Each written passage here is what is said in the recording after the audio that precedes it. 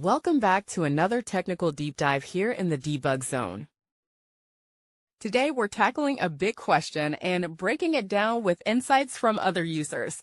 Hopefully this clears up some misconceptions and helps you get the answer you need. So buckle up, stay a little curious, and let's jump right in.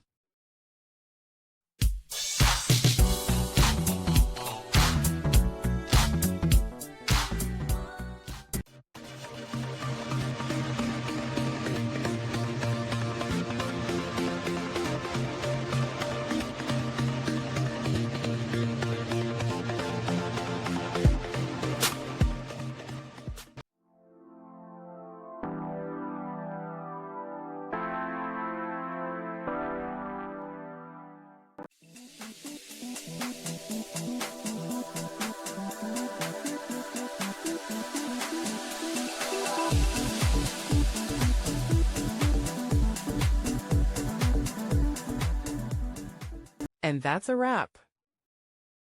I hope you found the answer you were looking for. If you did, take a second to hit that subscribe button. It really helps out. And let me know in the comments which solution worked best for you. See you next time in the debug zone.